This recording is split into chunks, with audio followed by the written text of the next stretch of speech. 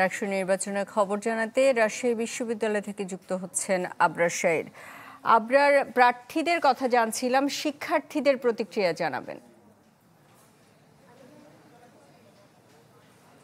প্রায় 2 মাস হতে চলল আসলে এই নির্বাচনের আবহ রাজশাহী বিশ্ববিদ্যালয়ে এটি এখন পর্যন্ত বহাল আছে। যদিও যারা সাধারণ প্রার্থী, যারা ভোটার কিংবা সাধারণ শিক্ষার্থী, তারা আসলে এই বিষয়টি নিয়ে খুব একটা বেশি আগ্রহী নন এবং তারা বলছেন যে ছুটির পর ক্যাম্পাসে ক্লাস পরীক্ষা নিয়ে অনেকে ব্যস্ত হয়ে পড়ছেন। এরই মধ্যে গ্রুপ স্টাডি সহ সব জায়গাতেই এই ভোটারদের ভোট চাওয়াতে তারা কিছুটা ত্যক্ত বিরক্তও বটে এবং অনেকেই আসলে এই ভোটের বিষয় নিয়ে আর কথা বলতে চাইছেন না, কারণ এত লং সময় ধরে লম্বা একটা সময় তারা আসলে এই বিষয়টি নিয়ে চিন্তা ভাবনা করতে চান না, পড়ার টেবিলে আসলে ফিরতে চান। একটু জানিয়ে রাখি যে এই গত 2 মাসেরও বেশি সময় ধরে এই যে নির্বাচনের প্রস্তুতি চলছে, সেই প্রস্তুতি প্রায় শেষের দিকে এনেছে নির্বাচন কমিশন। এখানে ভোটার তালিকা রয়েছে 28,901 জনের। তারা ভোটাধিকার প্রয়োগ করবেন আগামী 16 অক্টোবরে।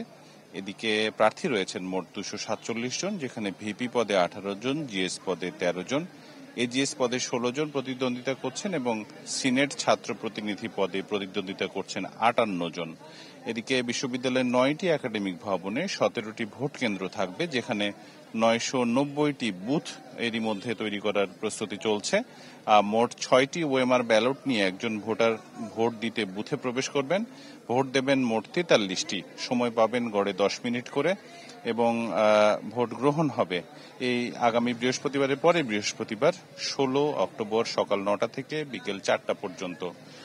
প্রশাসন বলছে যে একটা জটিলতা ছিল শিক্ষক কর্মকর্তা কর্মচারীদের যে শাটডাউন কর্মসূচি স্থগিত করা ছিল, একটা সূত্র বলছে যে নির্বাচনের আগে এই শাটডাউন কর্মসূচি আর পুনর্বহাল করতে চান না তারা, কিন্তু আরেকটা সূত্র বলছে যে 9 তারিখের পর আসলে এই বিষয়ে তারা কথা বলবেন, ফলে একটা ঝুঁকি থেকে যাচ্ছে যে আবারও শাটডাউন হয় কিনা। যদি শাটডাউন হয় সেক্ষেত্রে শিক্ষার্থীরা কিন্তু আবারও বাড়িমুখী তারা চলে যাওয়ার একটা প্রবণতা লক্ষ্য করা যাবে, কারণ এর আগে শুধুমাত্র শাটডাউনের জন্যই শিক্ষার্থীদের যে ভোট সেটি কিন্তু আবার পিছিয়ে 16 অক্টোবর করা হয়েছিল। ফলে সব মিলিয়ে এখন পর্যন্ত আসলে নিশ্চিত হতে পারছে না কেউ যে 16 তারিখ আসলে কি হবে। তবে অনেকে আশ্বাস দিচ্ছেন এবং প্রার্থীরাও আশা করছেন যে 16 তারিখে রাষ্ট্র নির্বাচনটা অবশেষে হতে পারবে হয়তোবা। এ ছিল আমার কাছে সুস্মিতা।